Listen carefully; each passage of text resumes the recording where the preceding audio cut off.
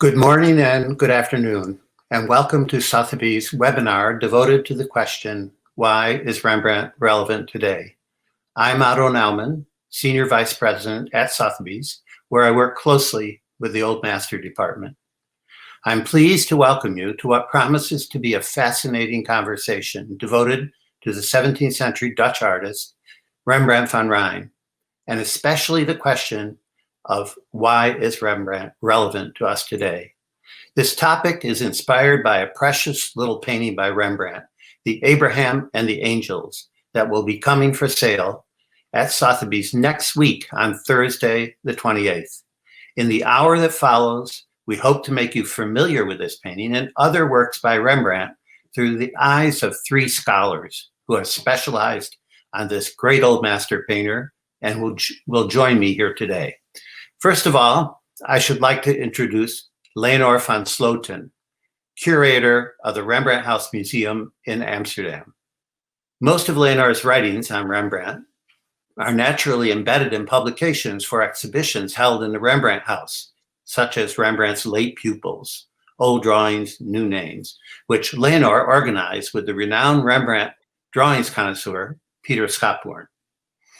Our second participant is Arthur Wheelock, former curator of Northern European art at the National Gallery of Art in Washington for over 40 years, and now advisor to the Leiden Collection in New York. Arthur has organized many exhibitions, innumerable exhibitions for the National Gallery. One stands out more than the others because of the context here. He organized a memorable exhibition devoted to Rembrandt's Abandoned Apostle series, called Rembrandt's Late Religious Portraits, which he organized with Peter Sutton. Our third participant is Gary Schwartz, who needs no introduction to the world of Rembrandt scholars. Gary's prodigious thirst for research and writing has found an outlet on his website and blog, the appropriately entitled Schwartz List. Gary has the distinction of being one of the few people to write not one, but two monographs on Rembrandt.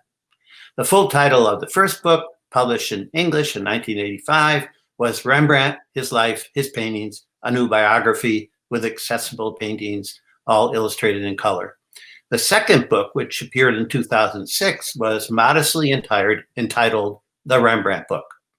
Some years ago, when I checked into the Conservatorium Hotel near the Rijksmuseum in Amsterdam, I found that instead of the Gideon Bible, the hotel had placed a copy of Gary's book in each room. I called or I emailed or texted him immediately to tell him his achievements had finally been recognized. Now, before we begin on this journey, investigating this painting and others by Rembrandt, there's a little housekeeping. First, I have to remind everyone that the painting will be for sale next week, but it's not just that painting. It's part of a group of hundreds of works of art that will be for sale in 7 different auctions at Sotheby's next week. And I don't mean just works of art, I mean old master, or old works of art. The exhibition will take place from the 22nd to the 30th, but you have to make an appointment. Actually, the appointment times are 23rd to the 27th. Because, of course, of COVID, you have to do social distancing and everything else. But if you can go there, go, because you'll never see an auction as rich as this. Now, to get into the meat of things, I know I introduced each person. I want them in a way to introduce themselves with the same question, each one of them. There must have come a time in your life, all of you and all of us, where we never heard of the name Rembrandt. And I wonder if you remember your first encounter with the artist. Let's start with Leonore. Well, thank you, Otto, for your kind introduction. Well, as for my personal fascination with Rembrandt, I really have to thank my mother. As a young girl, she went to the Rijksmuseum a number of times with her uncle, and it were the paintings by Rembrandt that impressed her very much. Most of all, of course, the Night Watch. And when my sister and I were young, my mother often told us about those experiences and her passion for Rembrandt.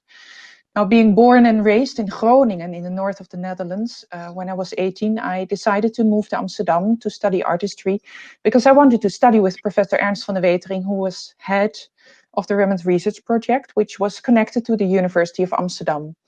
And I remember that when I arrived in Amsterdam on Central Station, the sun was shining. And this is when I really became captivated by the city of Rembrandt, but during my studies also by Rembrandt as an artist. And Professor van de Wetering arranged an internship for me at the Rembrandt House Museum.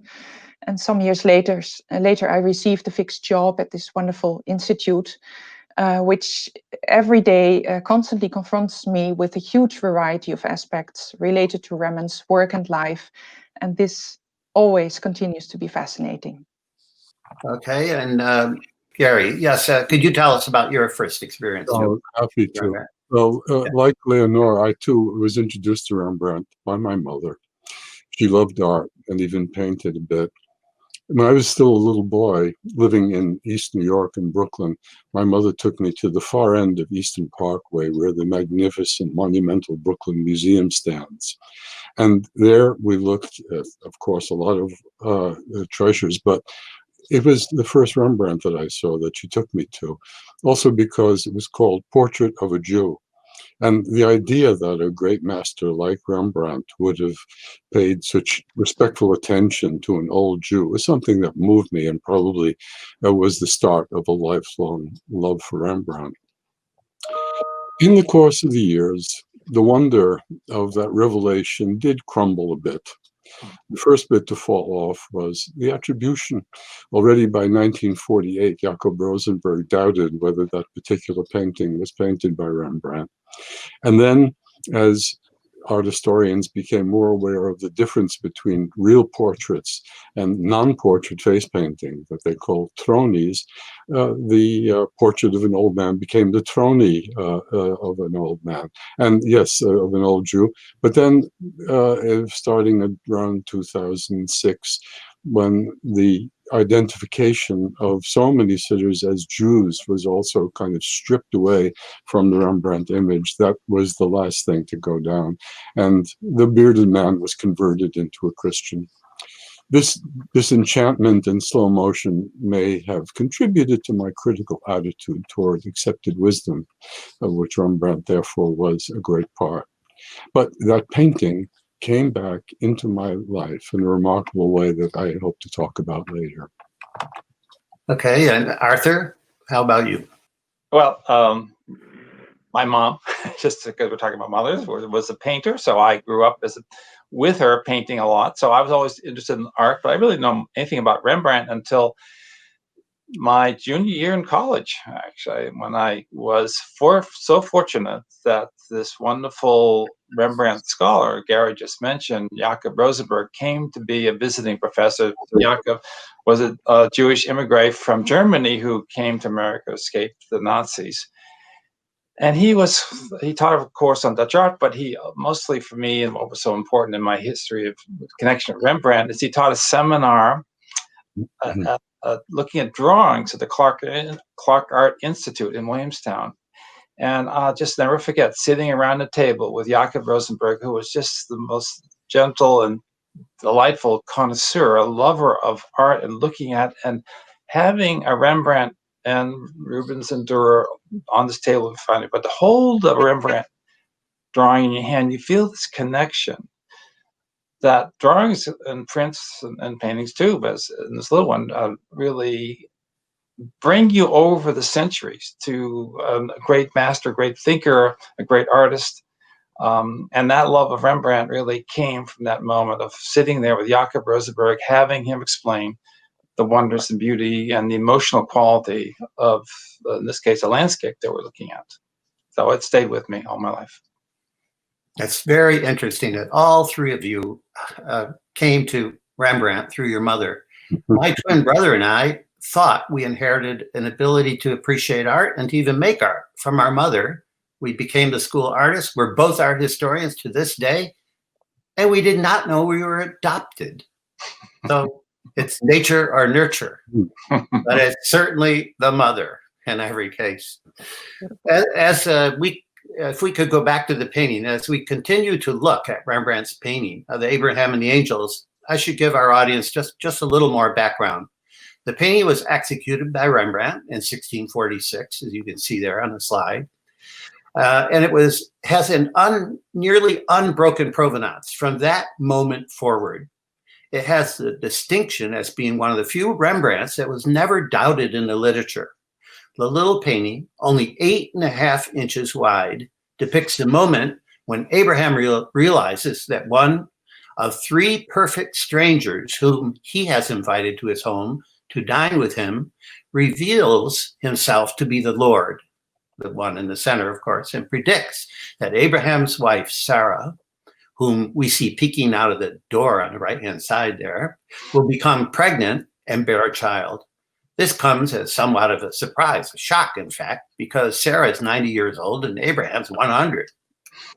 Coming back to our topic of why is Rembrandt relevant today, we can find some superficial connections here. Maybe not contrived reasoning, but it's worth pointing out something common with our present plight with the coronavirus. Rembrandt depicts people eating out of doors, and he tells the story of Abraham serving food to 3 perfect strangers, just like so many people working food lines today. By envisioning the scene exactly as it would have taken place in ancient times, Rembrandt not only makes the story understandable and believable to the audience of today, he makes it accessible to us 375 years later. Now, recently, and this is also part of my contrived idea of relevance, because these paintings move around and we can still see them all the time. So when we're exposed to them, they become relevant to us. And this painting has moved around quite a bit in the last few months. It was brought to Dubai and Tokyo and London, and it was in Rembrandt for a short time. And when it was there, an employee of Sotheby's, Bauke Konen, took the opportunity to bring the painting to the Rembrandt house and put it on an easel, maybe within inches of where it was made. And here's the photo. She took some 30 photos. And I chose this one because it shows Bauke putting her hand on her chest. It's a genuine expression of how the painting affects her as it was moved to that spot, which drives us back to the subject of relevance today. So Leonore, could you tell us, since you work there in that museum, could you tell us about the museum and maybe give us a little context of what was going on in Rembrandt's life when he painted it? Yeah, sure. The Rembrandt House Museum is located in the east part of the old city center in Amsterdam. To be more precise, in Breestraat, the Joden Breestraat. And the museum nowadays consists in 3 parts, an office building, a modern museum wing, and a historic building in between, dating from 1606. And this is Rembrandt's former living house. Now, Rembrandt bought this monumental house in 1639, and he lived and worked there for almost 20 years. In 1658, he was forced to sell his house due to financial problems. He spent the final years of his life in a rental house at Rozengracht, on the other side of the city. Now, of all the houses Rembrandt inhabited, both in his city of birth, Leiden, and in Amsterdam, the house on Breestraat is the only one which still exists. So the importance of the Rembrandt House Museum today is that it gives a unique opportunity to experience the context, the circumstances in which Rembrandt lived and produced his art. And of course, the infalling light in his studio is one of these aspects. Among the most magical moments are the occasions in which paintings come home to the house where they were painted. And the visit of Abram and the angels to Rembrandt's former studio was such a moment. The painting had already been on show in our modern wing in 2006 in an exhibition, but this past winter we went really one step further by returning it to the very room where it was painted 375 years ago. Imagine. A very special moment that indeed was. Now, the context in which Rembrandt painted his Abraham could be briefly identified as a period following his work on the Night Watch and Saskia's death, both in 1642, in which Rembrandt searched for new artistic challenges and which eventually led to his late style. For the next 10 years, he hardly painted portraits on commission, and instead he focused on the production of landscapes and on storytelling, so mythological and biblical scenes like the Abraham scene, often on a small scale. In this period, he also taught several pupils, and he produced many etchings. And if we look a little bit closer to his private life, in 1646, Rembrandt was involved in a love affair with Geertje Dirks, the nurse who had entered the household during Saskia's illness to look after baby Titus, who in 1646 would turn 5. Yes, thanks very much. Gary, would you have any further comments on the painting itself? Oh, yeah. Well, there are some things I'd like to tell you about the background and context. The Amsterdam archives have blessed us with an astonishing document in which a painting of Abraham and the Angels is named, very probably this painting. In 1647, a man named Martin van den Broek traded an assortment of precious goods, diamonds, jewels, a large number of paintings by well-known masters, named by name, for 8,000 guilders worth of ship's masts and rigging. I mean, this was an immense amount of money. It included 5 paintings by Rembrandt. In addition to Abraham and the Angels, there was a self-portrait, a portrait of Saskia, a portrait of the wet nurse, and a landscape. Many attributions to Rembrandt, when we come across them in documents of the 17th and 18th century, have to be taken with a grain of salt, but this one is different. Martin van den Broek was no one else than the brother-in-law of Martin Solmans, the man who had himself and his wife, Opium Koppet, painted in those incredible full-length, life-size, standing portraits that the Rijksmuseum and the Louvre bought a few years ago. So Martin van den Broek, as his brother-in-law, he was right in the middle of Rembrandt's world of patronage, and the deal with the 8,000 guilders worth that he was getting is so big and important that we really have to take this attribution seriously. What this tells us is that the Abraham and the Angels was part of a collection that included some of Rembrandt's most intimate and personal works, a self-portrait, and then portraits not only of his late wife, but of his present lover. So we see that it was Martin van den Broek was really dedicated to collecting Rembrandt until he was forced a year later to sell the painting, to trade them off. And this is a fact of Rembrandt life that can't be avoided. When his paintings change hands, like any work of art, there's money involved, and sometimes it's more heavily than aesthetic value. But there's something else I want to tell you about this little panel. After painting it in 1646, Rembrandt made an etching of the same subject in quite a different staging in 1656. When the painting was exhibited at the Frick Collection in 2018, the curator, Joanna Scheer-Seidenstein, wrote a little book in which she delved into the meaning of the scene and its iconography. It turns out that the Church Fathers and the Protestant Reformers never stopped debating what the story meant and who the 3 visitors were. In the etching, Rembrandt clearly identifies the main figure as God the Father. Without wings, in 1655, he makes an etching of him looking just the same. But in the painting, all 3 visitors are winged, and none looks in the least like the Father. Calvin thought that one of them was Christ, but that doesn't fit Rembrandt's image in the painting either. So if the middle figure is God, it's a God of Rembrandt's imagination. As in so much of his work, Rembrandt presents us in this painting with a tantalizing puzzle that makes of it just as much a conversation piece, like the conversation we're having now, as an object of delectation and of trade. Thanks, Gary. I hadn't realized really until the preparation for this webinar that the 2 Martins were related. I find it fascinating. It brings a document more to home, at least to me. Arthur, would you have any further comments on the painting or Rembrandt in general? A big question. So why does Rembrandt speak to us, and what is it about a work like this that captures our imagination? One of the things that to me is so moving about this work is Rembrandt's use of light and dark, what we call chiaroscuro, and this brilliant white of the angel in the middle, the God the Father, that really just helps us understand immediately the significance of what's going on, even if we don't really know the story.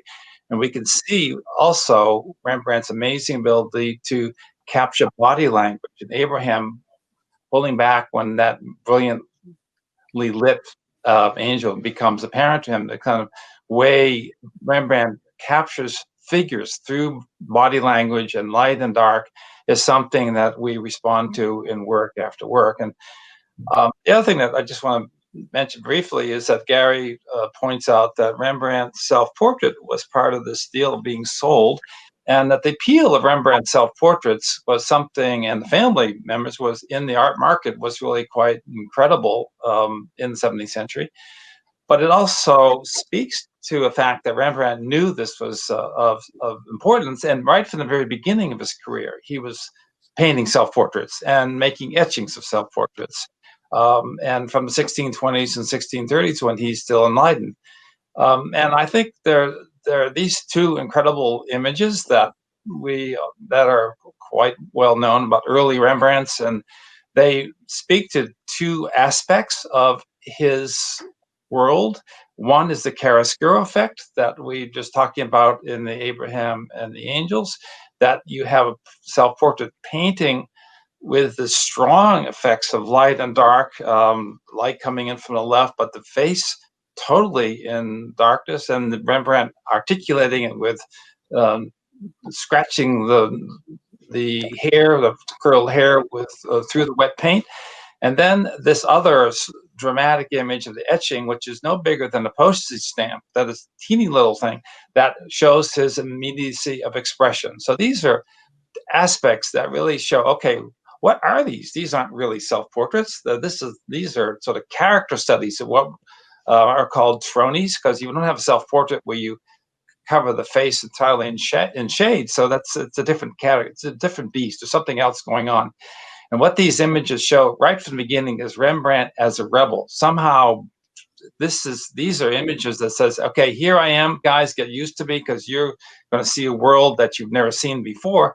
And that was interesting, that the etching was clearly made for the open market, etchings to be sold. So Gary's talking about things being sold. Certainly an etching was for the open market. So he is showing himself in this very radical way that was being acquired by collectors at that time. So this interest in the expression and the chiaroscuro are things that were important for him, where his real goal in life was to be a history painter.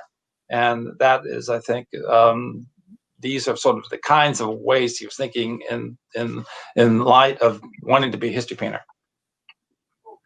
Okay, thank you, Arthur. I every time I look at that etching of Rembrandt, surprised, like at least I think it depicts surprise, with his mouth open and his eyes wide open. I mean, it just looks like he's saying, "Whoa, what is that?" He saw something that really threw him off balance. And yeah, well, I mean, the expression, that the excitement that we see, the amazement that he's doing this is something we can respond to today, just like they did in the 17th century. That's just why these paintings, these etchings are so remarkable when we look at them and today. Yeah, it's true. There's no veil of history. There's nothing breaking down our connection to Rembrandt in those visions. Well, in those scenes. Now we could talk a little more, perhaps, about how Rembrandt did depict emotions, because he was very famous for it in his lifetime, remarked upon by many people and afterwards. It's one way he engaged his public, and also one way, of course, that he told his story. I mean, how do you know what's going on unless you know how the people within the scene are feeling? So the next image on the screen, the Judith returning the 30 pieces of silver, which became famous almost from the year it was painted, maybe even before it was finished, when he was visited by someone. And Gary, since you looked at all the documents, more than all of us perhaps, could you tell us a little bit about the reception of this painting in the 17th century and afterwards? Yeah, I'd like to, but let me sketch a somewhat wider picture and answer to that important question. In 1678, Rembrandt's pupil, Samuel van Hoogstraat, and wrote one of the most important books on art in the Dutch 17th century. In a passage in which he tells what the great Northern European artists were famous for, wrote that Rubens was the best at elaborate compositions, Van Dyck was the most graceful. He says of Rembrandt that he was best at depicting the passions of the soul, and this was the highest aim to which art could aspire.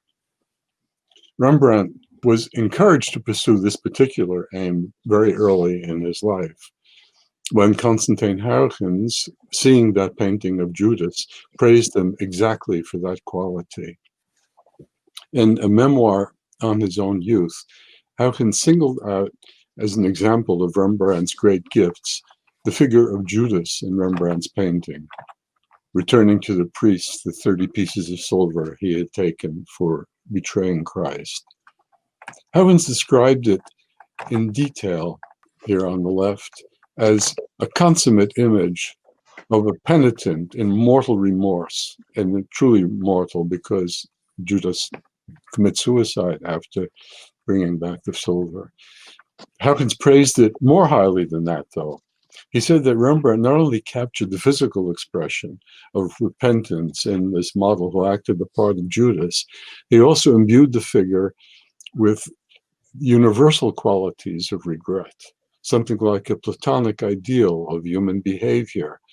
Huygens says that Rembrandt thumbs his nose at the ancients who could only think in terms of ideal form, while Rembrandt combined the ideal with Dutch realism. Now, hearing that said of himself at the age of 22 by one of the most influential figures in Dutch culture, this gave Rembrandt a lasting ambition to be a master of the passions. Now, he wasn't the only one to have picked up on this piece of praise, which I'm sure was passing from mouth to mouth in Leiden and in The Hague when Huygens was talking about Rembrandt in this way. The Dutch graphic artist, Jan Gillis van Vliet, made about 12 etchings after paintings by Rembrandt, all of which he showed in the complete composition, except for one, and that was the detail of Judas, the one figure that Huygens singled out. Having the ambition to depict emotions, being encouraged to do so is one thing, but the ability to do it convincingly is another. And the writers on emotions in the Dutch literature were very aware that the expression of emotions is a flitting thing. It passes across your face in an instant or through your body language, and much faster than anyone can draw them. Rembrandt was said by his biographer Arnold Houbraken to possess the gift of being able to take mental snapshots that he could later evoke and put down on paper and in paint. Houbraken says this with a sigh, regretting it was something you simply could not teach to your pupils. And this remains the quality that more viewers through the centuries to this day appreciate in Rembrandt, the depth of feeling in the people he depicts. If I may, let me show off the catalog of the exhibition that I curated for the Frans Hals Museum in 2014 on emotions, pain and pleasure in Dutch painting of the Golden Age. Thank you, Gary. We will sell a lot of books. It's available on Amazon, by the way. I just checked. Oh, great to hear. So, look, we're trying to explore ways in which Rembrandt brings us in to his paintings. Why is he different from everyone around him? We could have taken this on a more superficial level. We could have said, what are the tricks of the trade? How did he use chiaroscuro? How did he use overlapping effects? Was it a matter of studying the story, or was it just merely the ability to depict the inside of people, the emotional side? Or, I mean, there's so many tricks we could explore. Like if you look at a Rembrandt, you don't see two identical eyes in any single time he ever rendered a face. No eye, no two eyes are the same. Yet other artists of this time, they're like cookie cutter eyes. It's the same eye on the left, same on the right, lined up perfectly. Never with Rembrandt. Next time you see one, I promise you, there are no exceptions. So instead of going to tricks of the trade like that, another thing Rembrandt did that he was very highly criticized in his lifetime for was he left paintings and drawings and etchings unfinished, or at least seemingly unfinished. When he was faced with that, there's an actual quote from Rembrandt. There are very, very few quotes from him, but it's repeated by others, of course.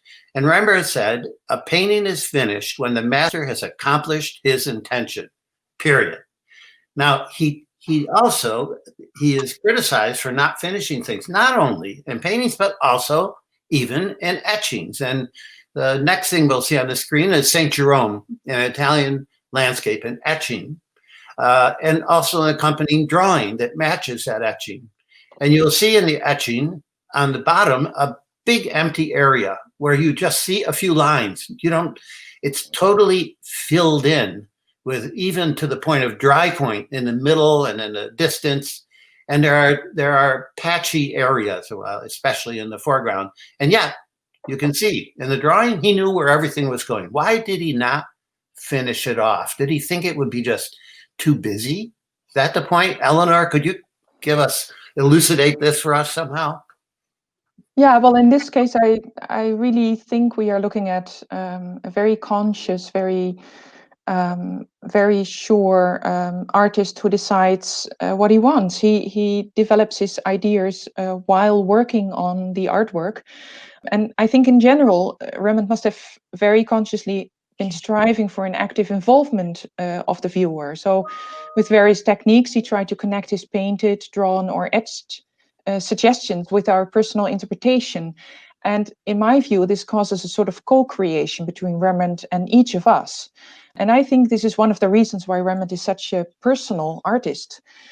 He really engages you and makes you build your own relationship with an artwork. Well, Rembrandt can be considered the emancipator of the etching technique, and throughout his career, he kept on experimenting with the possibilities of this graphic medium. Now, as a painter, he could use color, but as an etcher, he had to work in black and white with all the gray nuances in between.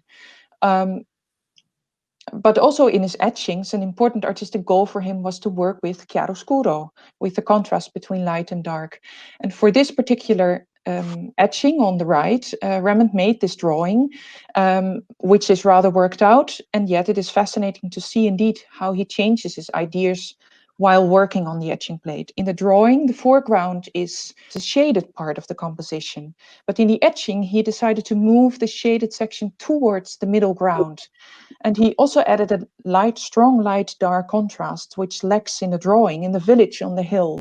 Now, as for the foreground in the etching, this may look unfinished, but in my opinion, it must have been the final result Rembrandt was looking for. The foreground is really bathing in Italian sunlight. And we have to realize that the more lines you place as an etcher, for example, to articulate certain details, the grayer and darker an area will become. So as an etcher, in order to achieve the whitest white or the brightest Italian sunlight, Rembrandt had to leave this section almost untouched.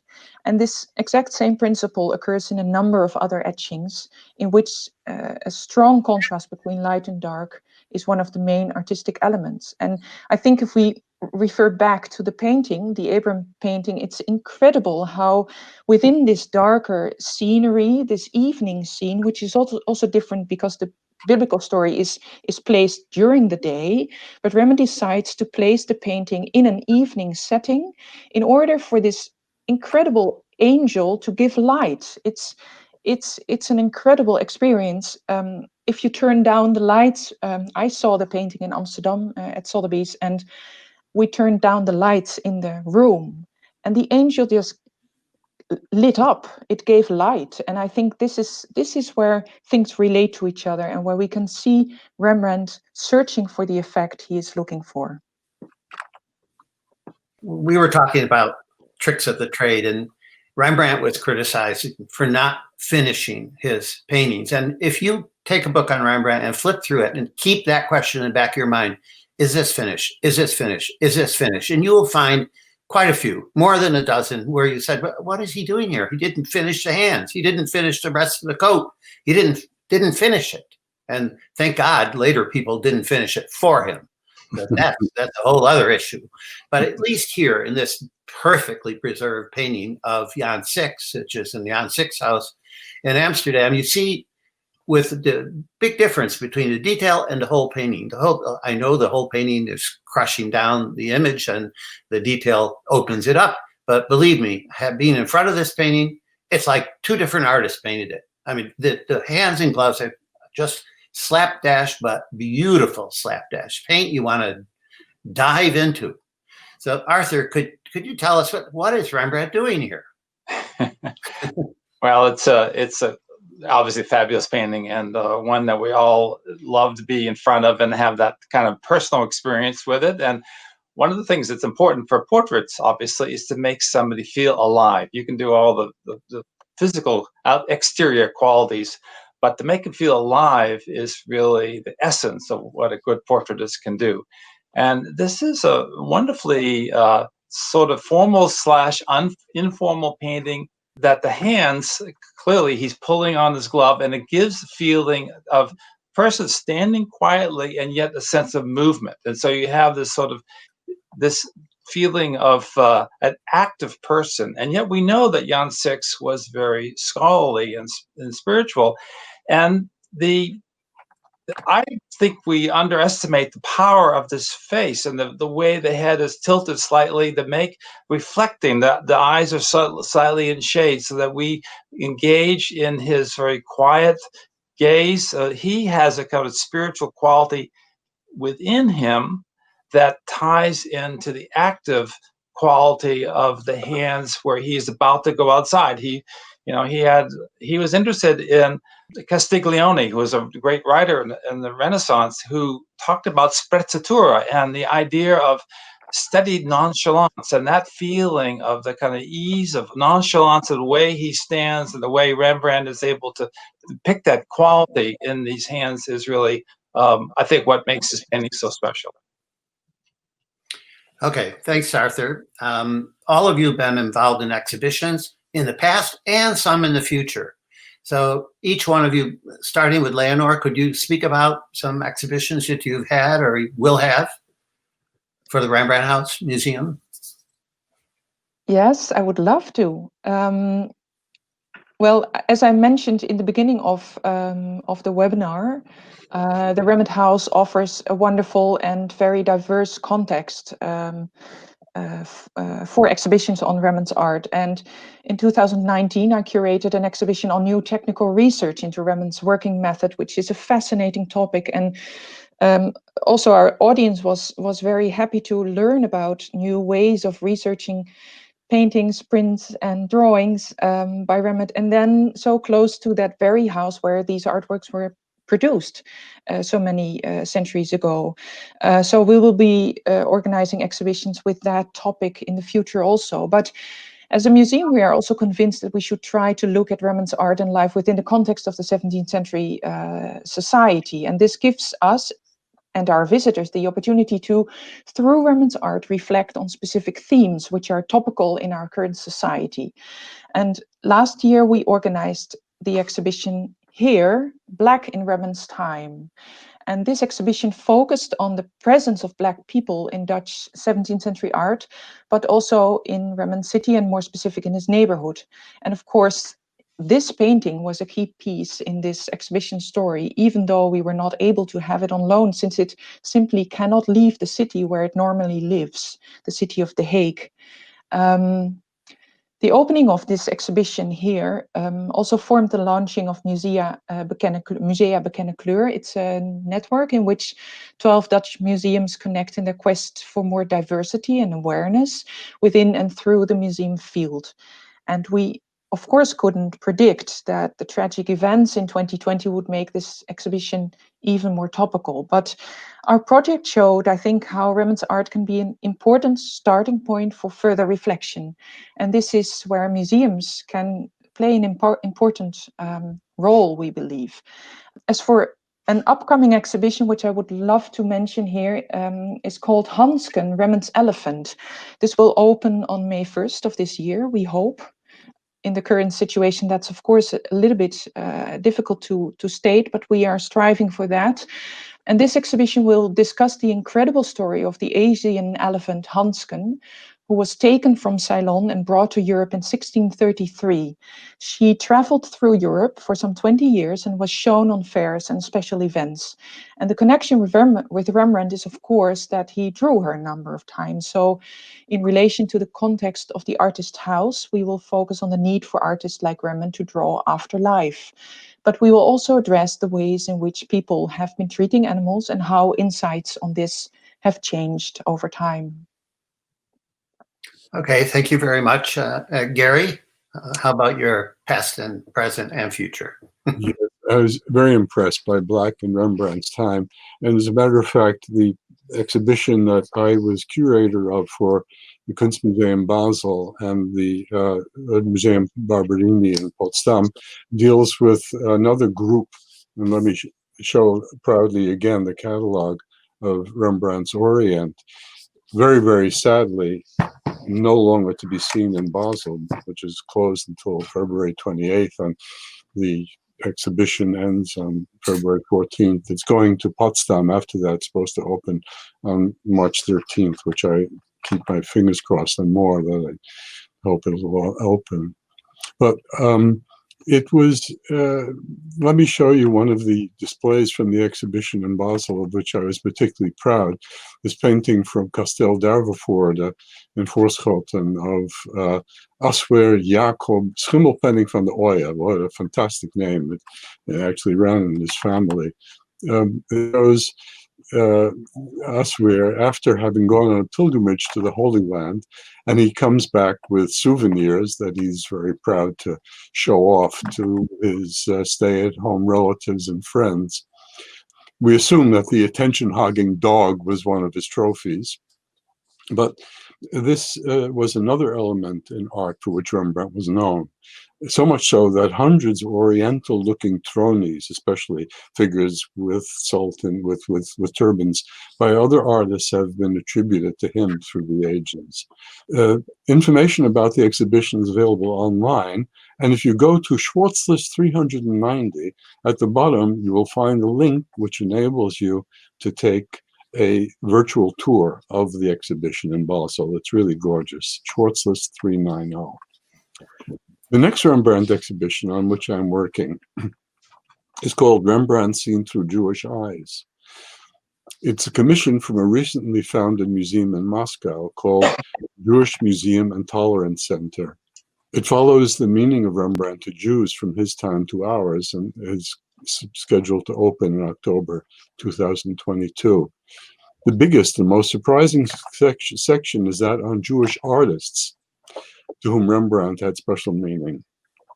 Some of them, like Marc Chagall, identified with Rembrandt in their lives as well as their art, seeing him as a rebel and taking strength from his success. The 20th century artist who most fanatically insisted on his Jewishness in connection with Rembrandt was R.B. Kitai. This is my favorite comparison from the exhibition. Hilariously, Kitai takes on the pose of what he calls Rembrandt's last self-portrait, wearing an L.A. Dodgers baseball cap. The image withholds the intensity of Kitai's feelings. 3 years after making the painting, modeled on Rembrandt's last self-portrait, as he said, he took his own life. We're still looking for the Kitai, by the way, for this painting. If anyone knows who owns it, please tell me. When I spoke about the Rembrandt, my mother showed me in the Brooklyn Museum. I told you it had come back into my life after about 75 years. Last year, I traced it to the Regina A. Quick Center for the Arts of St. Bonaventure University in New York State. It was bequeathed to this Catholic university by the Jewish New York collector Michael Friedsam, the director of the B. Altman department stores. Like Benjamin Altman, Friedsam was a major collector and major benefactor of American museums. He left his painting to St. Bonaventure's very emphatically as a gesture of mutual respect between two minority religions that suffered discrimination in America. In an exhibition called Rembrandt Seen Through Jewish Eyes, in a Jewish museum dedicated to tolerance, the painting takes on new and profound meaning without having to worry about the attribution and the title. But it brings me back to my own first Rembrandt on my mother's hand in Brooklyn, gives it personal profundity of the type that I'm sure many art lovers had in their own lives. Thank you, Gary. And last but certainly not least is Arthur Wheelock, who, as you know, as I mentioned, that he's probably done more exhibitions on Dutch art than any person alive today. I'm sure of that. I could say that definitively he has.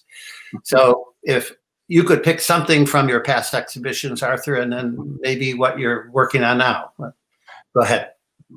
Thank you. Well, I would love to. One of the most powerful Rembrandt experiences I ever had was a little show that we did at the National Gallery in the 1991. So I want to go back to that. That's when we brought together the two Lucretias.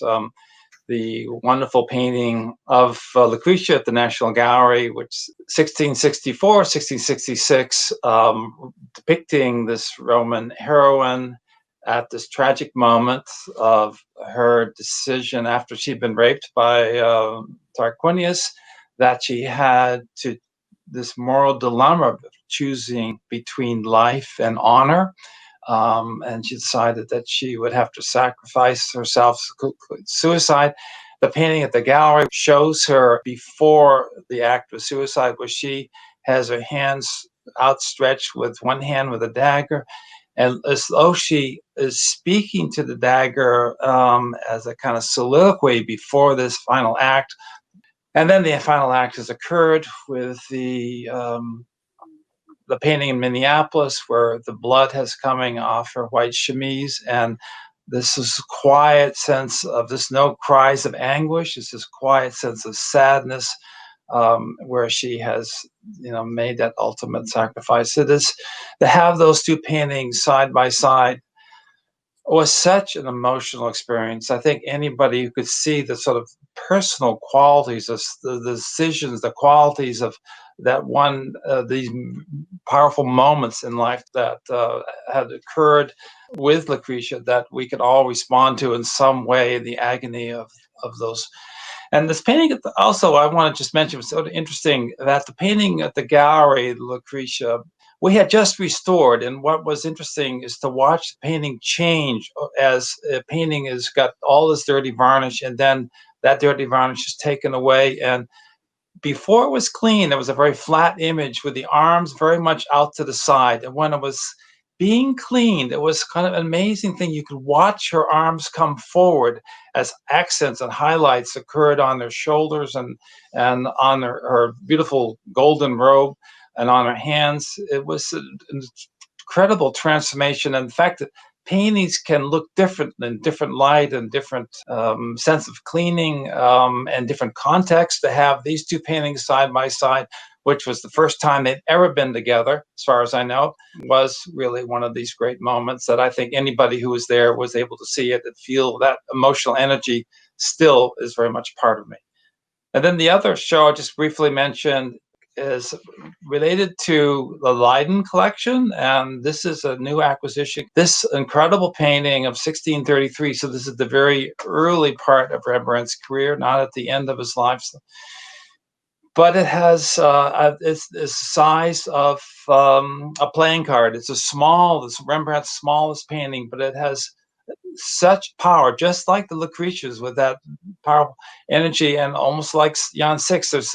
Rembrandt is able to give a single figure this quiet image of somebody who has a kind of interior life that engages us, we connect to, looking down, his eyes in shadow yet again, and the vigorous brushwork is all something that we can respond to. And this painting was shown in an exhibition in Abu Dhabi because we're an exhibition focused on Rembrandt as universal master, and how paintings like this connect to people of all times, all places, all nationalities, all ethnic groups.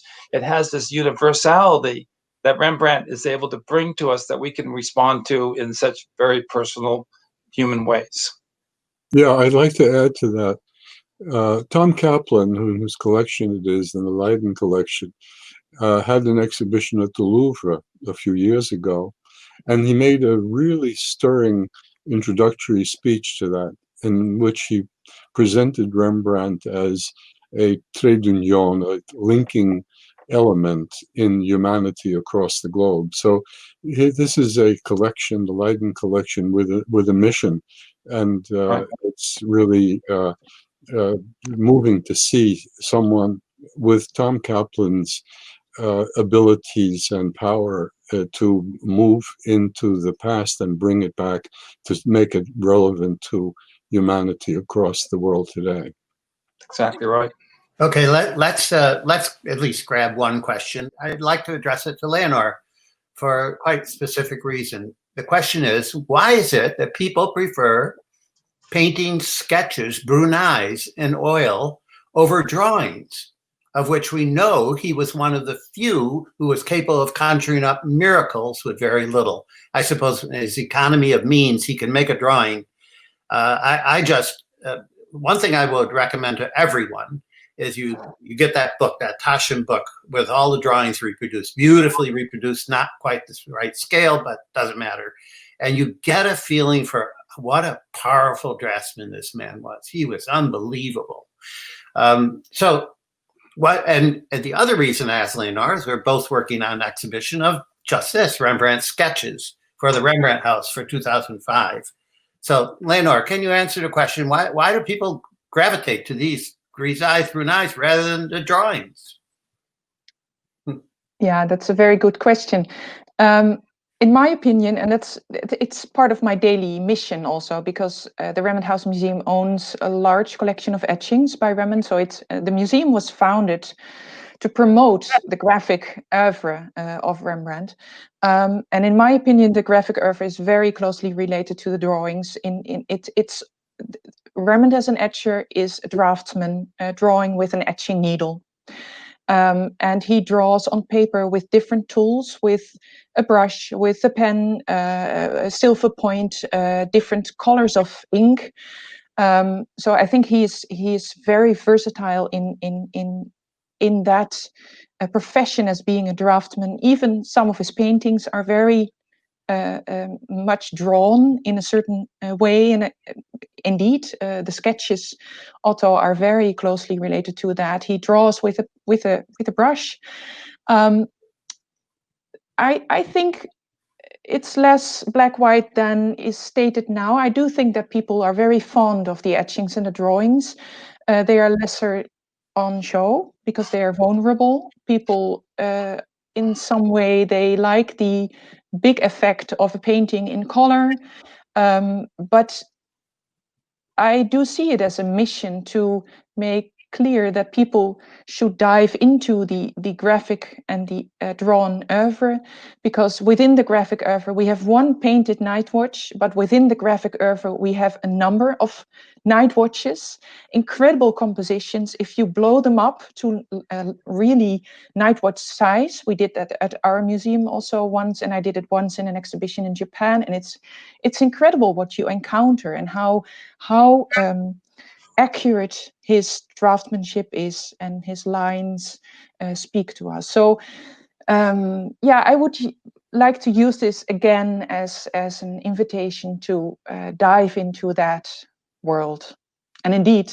via the Taschen book or different tools. They can do better than that. I always encourage people to be brave, to take that big step in a print room, just step across the high threshold and ask to see a box with Rembrandt etchings, and exactly, they will just put it down in front of you and you can take them in your hands. But yeah, people don't soon dare that. But please, I'm speaking to 580 people. Take that step. It's really terrific. It's true. I'm just thinking now about the limitations we have now. And also the Rijksmuseum website, for example, has wonderful tools to see digital images of many drawings and all the etchings. And also the website of the Rembrandt House Museum offers that. Here's a question. The eye alone can be fallible. The same painting once considered minor by a lesser artist might in fact be by a masterpiece by Rembrandt, for example, and vice versa. Could you talk about authentication process and evolving positions? Maybe Gary can address this issue of because obviously we're talking about Rembrandt, and it would be a shame if we put all of our energies into a painting that's really not by Rembrandt. You know, it still may make the point if it's right out of the studio, but it would be nice to know for sure what is and what isn't. This graph shows the number of paintings attributed to Rembrandt by his catalogers from John Smith in 1836 to Leonard Slatkus in 1992. What it shows is that the accumulation of facts and increase in knowledge in this period, which was great, was not the determining factor for attributions. Each of these critics applied different criteria for accepting or rejecting a painting, as by Rembrandt. After 1992, where the graph stops, the roller coaster ride went on in accelerated tempo. After 1992, in 2015, in the concluding volume of the corpus of Rembrandt paintings, Ernst van de Wetering accepted about 350 paintings, up from the 315 of Slatkus. 4 years later, in 2019, in the big Taschen catalog by Volker Manut, Marieke de Winkel, and Rudy van Leeuwen, it's back down to 329. Moreover, with asterisks next to 40 numbers expressing doubt. So these authors give unreservedly only 289 paintings to Rembrandt. The Taschen authors had access to the same information as Ernst van de Wetering. Indeed, Marieke de Winkel participated in the Rembrandt research project, that they differ concerning more than 20% of the same paintings. We are not out of the Rembrandt woods yet. As I see it, we can only get there by accepting the built-in uncertainties concerning Rembrandt's responsibility for works that came out of a studio. And that is to that question. We really haven't yet found the way of making that distinction, or of not making the distinction and considering more things Rembrandt products. But connoisseurs are expected and expect of themselves to give categorical yes or no judgments beyond what the hard evidence tells. That's what I think pulls the graph out of kilter, and I'm looking forward to an opportunity, which actually I'm taking in my next book, to enlarge the subject and to bring it closer to the real situation of the production of Rembrandt paintings. Another Rembrandt book? Yes. 3 by one author? That's pretty good. You're hitting landmarks. It's a book on one painting, a self-portrait that was stolen from the museum in Weimar on April 9th, 1921, and I'm hoping to get it back to the museum in Weimar on the 100th anniversary of the theft on April 9th, 2021. But, well, that's, keep in touch, and I'll keep you informed. It's an interesting one on Rembrandt's religion. I don't know if anyone wants to tackle that. Well, I don't know. What do we actually know of Rembrandt's religion from his own writings and correspondence beyond his powerful art and imagery? We know he was Christian, that's for sure. We know he adhered to many Calvinist dogmas, as many people of his day did. Was he remonstrant? Was he, I mean, Gary, he didn't really have a religion, did he? Well, he had support from remonstrants as patrons and the sitters, which more than a number of other artists did. But I settled on the idea that Rembrandt was the last great propagator of Christian belief in art. Before Gustave Doré, no artist ever painted and etched and drew as many biblical subjects of Rembrandt as Rembrandt. And he does it in a rhetorical way, the way Constantine Huygens was urging him to do, to get people to feel what the religion is about. So I call him a Christian rhetorician of the brush. Yes, it's amazing. He is the most important proponent of Christian art in a world of his time. Well, we didn't know what he really believed. Yeah, but he seems to have drawn a lot from all these various religions. I mean, that's part of this universality, that he's not, in fact, tied into any one particular sect or religious type. So that in the Jewish world, the Catholic world, the all sorts of remonstrants are all part of his. He can draw from these different traditions things that make it. I'm struck by that there are basic humanity that he draws from all of them. I'm struck by his portrait of Titus as a Franciscan monk. He was really sympathetic to Catholicism in this very striking way. Also, some of his etchings with Mariological themes from Catholic iconography. So he was more open to Catholicism too. That was really one of the powerful things about the Rembrandt late religious portraits that we did at the gallery, seeing that the universality of his approach and all the different types of figures, and these individuals, one after the other, were seen as in their basic humanity. And they were very different. The apostles are very different than Rubens' apostles, who are somehow extra special people that are almost don't belong to this world. With Rembrandt, they all do. They're people have suffered. They've really had their struggles, and they somehow are maintaining the faith in the midst of it. Okay, so to conclude, we should stop now, but I want to encourage all of our listeners to go to Sotheby's, make an appointment, and see this painting if you can, the Abraham and the Angels. It may be the last time it's ever on public view. We don't know what's going to happen. I want to borrow it for my exhibition, Otto. Yes, but we'll see what the new owner says. And there's also happens to be an $80 to $120 million Botticelli in the same sale. And there are many, many good Dutch paintings and Italian paintings and everything for sale, much more than almost anyone can afford. So it's worthwhile to take a look at them, or at least look at them online. Okay, so thank you all for coming, for joining us in this, I find, fascinating discussion. So thank you very much. Goodbye. Bye.